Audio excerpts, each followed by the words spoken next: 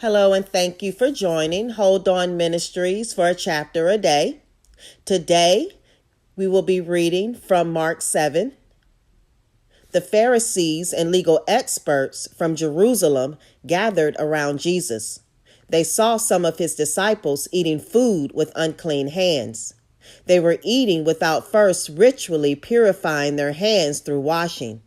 The Pharisees and all the Jews don't eat without first washing their hands carefully. This is a way of observing the rules handed down by the elders. Upon returning from the marketplace, they don't eat without first immersing themselves. They observe many other rules that have been handed down, such as the washing of cups, jugs, pans, and sleeping mats. So the Pharisees and legal experts asked Jesus, "Why are your disciples not living according to the rules handed down by the elders, but instead eating food with ritually unclean hands?"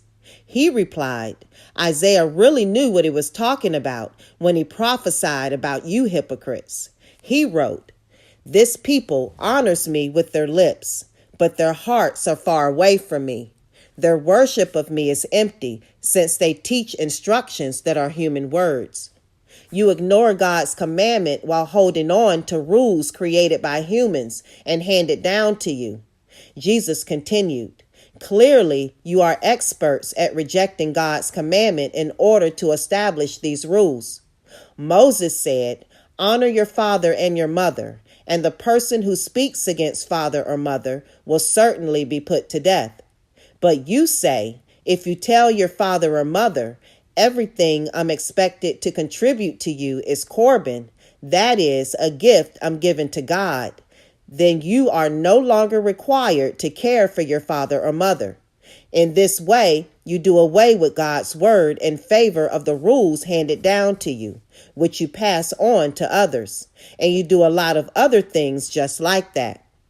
Then Jesus called the crowd again and said, "Listen to me, all of you, and understand.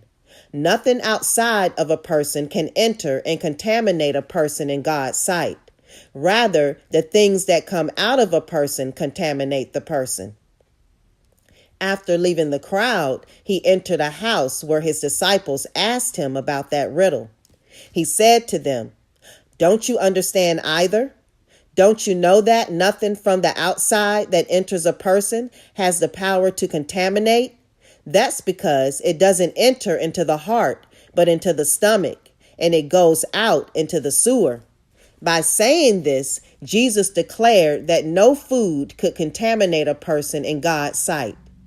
It's what comes out of a person that contaminates someone in God's sight, he said. It's from the inside, from the human heart, that evil thoughts come, sexual sins, thefts, murders, adultery, greed, evil actions, deceit, unrestrained immorality, envy, insults, arrogance, and foolishness. All these evil things come from the inside and contaminate a person in God's sight. Jesus left that place and went into the region of Tyre. He didn't want anyone to know that he had entered a house, but he couldn't hide. In fact, a woman whose young daughter was possessed by an unclean spirit heard about him right away. She came and fell at his feet. The woman was Greek, Syrophoenician by birth. She begged Jesus to throw the demon out of her daughter. He responded, "The children have to be fed first. It isn't right to take the children's bread and toss it to the dogs." But she answered, "Lord, even the dogs under the table eat the children's crumbs." "Good answer," he said. "Go on home. The demon has already left your daughter." When she returned to her house, she found the child lying on the bed and the demon gone. After leaving the region of Tyre, Jesus went through Sidon toward the Galilee Sea through the region of the 10 cities.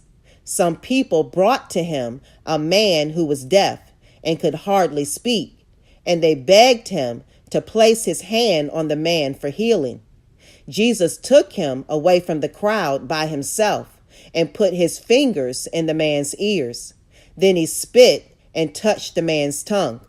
Looking into heaven, Jesus sighed deeply and said, Ephatha, which means open up. At once his ears opened, his twisted tongue was released, and he began to speak clearly. Jesus gave the people strict orders not to tell anyone, but the more he tried to silence them, the more eagerly they shared the news. People were overcome with wonder, saying, He does everything well. He even makes the deaf to hear and gives speech to those who can't speak.